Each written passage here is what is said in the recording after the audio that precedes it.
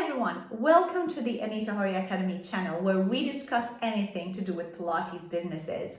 In today's video, we are going to be discussing something that's been asked to me by a number of teachers who are interested to set up a Pilates studio in another space, so in another studio. So maybe they're wanting to set up a studio in a gym or in another yoga studio. So a gym that's already functioning and having its own clients, and they're wanting to rent a space in a gym. So they're subletting from the gym or from the yoga studio or even from another fitness studio. So this video is going to be all about what needs to be done, what things you need to consider when you are renting from another location. So stick right to the end. So I'm going to share some really good nuggets with you that are going to help you create a robust system that is going to protect you as a business owner and your Pilates studio and your equipment.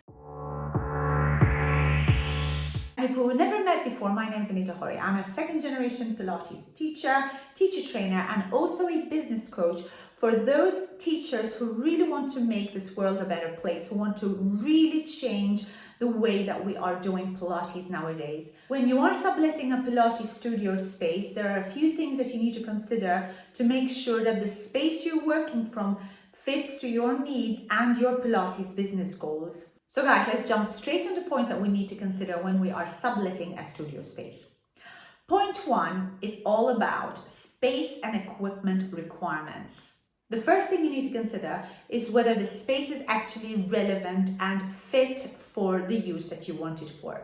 You know that with Pilates, we have specific equipment.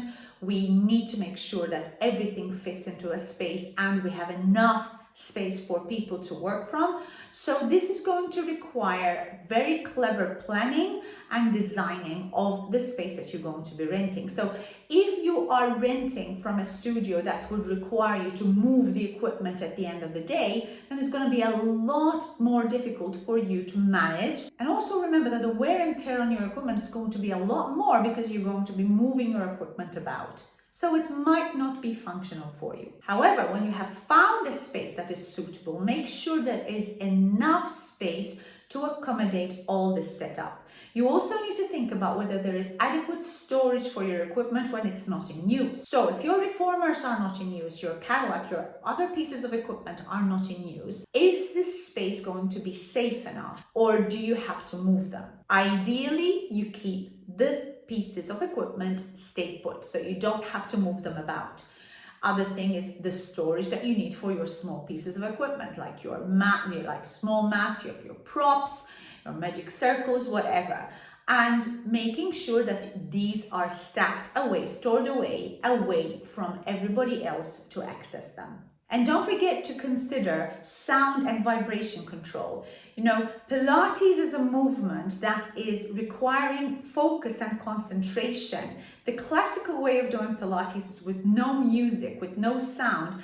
And if you are in a gym environment when there's loads of noise, loads of music, loads of other background noise that is going to be affecting the way that your clients are going to be working out, then you also need to consider whether the space that you're renting needs soundproofing, whether it needs specific considerations to make sure that the area is sufficient for them to be able to focus and concentrate during their workouts. Now, if the sessions are going to be interfering with the gym owner or wherever space you're renting from, then you might need to be talking to the owner to consider teaching your classes in the quieter times of the studio space that you're renting.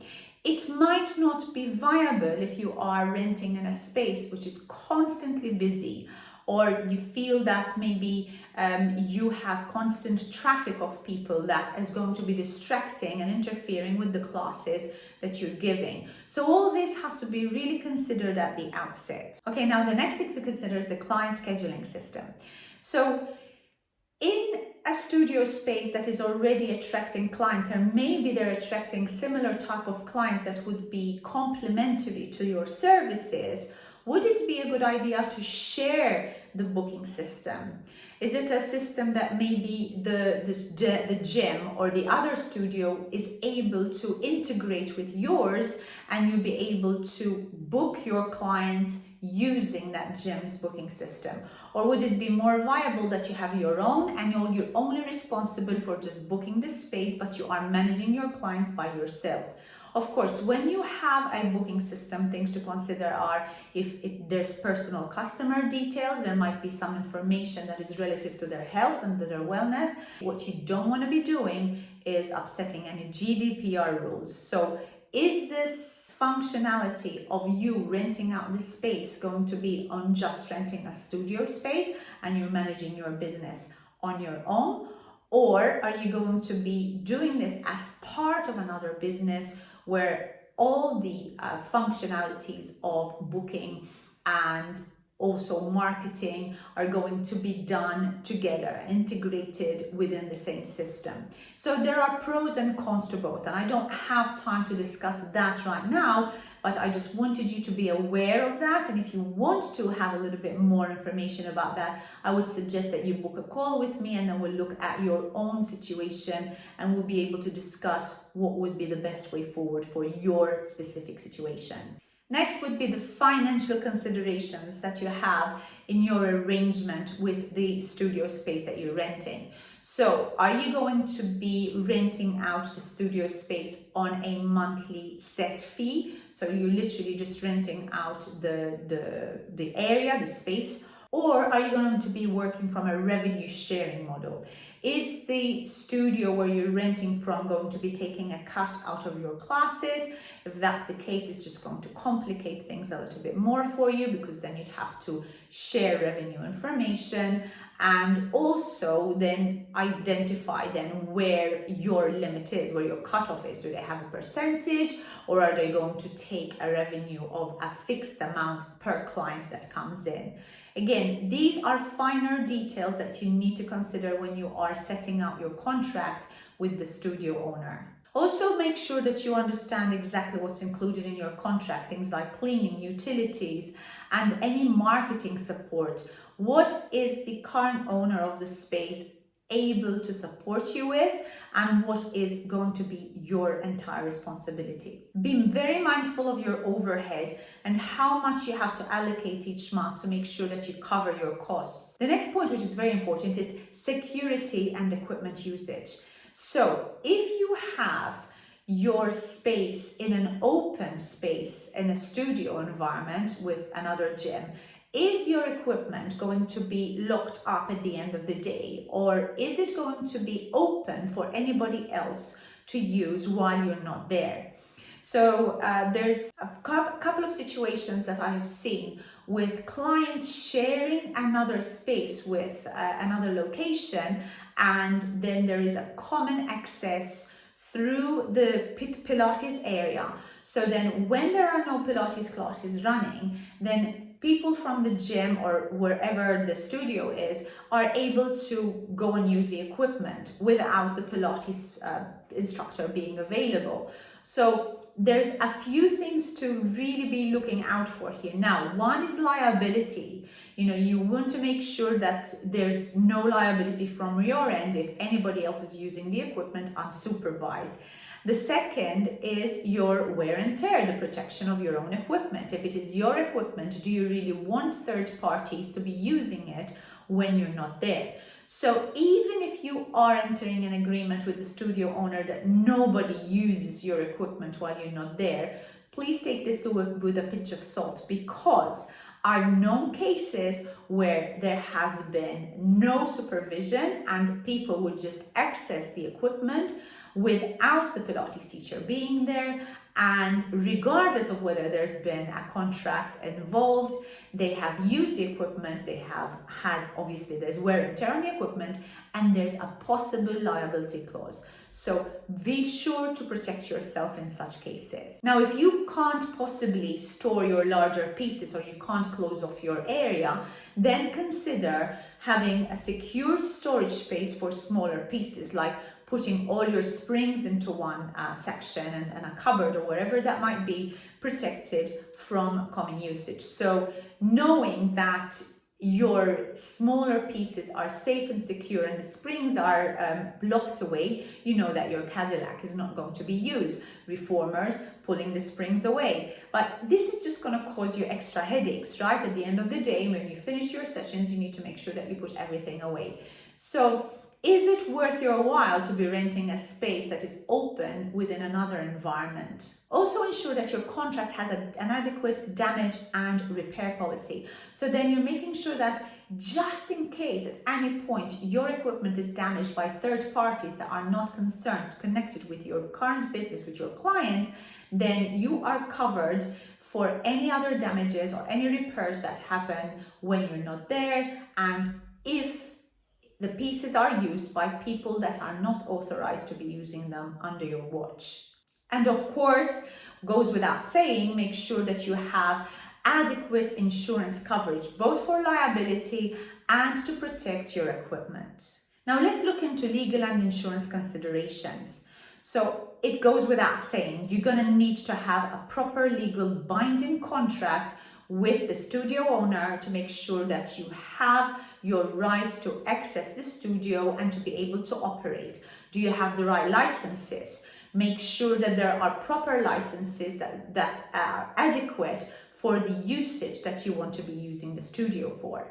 When it comes to insurance liability, make sure that your public liability covers for you. Now, some spaces are requiring that the public liability is also covering their space. So if you're subletting from another gym, the public liability then goes also for the gym. Now, in that case, you need to speak to your insurance provider about this, because some insurance companies and policies do not cover for this. So an insurance policy from your studio owners, whoever that might be, the one that you're renting from, might not cover for your liability insurance. Obviously, your liability insurance has to cover for your own clients, but some policies or some clients are requesting that there is a cover for both, so that your policy ensures a cover for you as a teacher and your studio, and then also for the studio that you're actually renting from, especially if it is an open space. So this is something that you need to consider and discuss with your own insurance provider. And lastly, we need to look at how your branding and marketing strategies are going to work in a shared space. So will you be able to display your branding, or will your classes be marketed under the main studio's name? Clarify who handles client bookings and payments, and discuss if you'll be included in the studio's marketing efforts, or you need to bring in your own clients.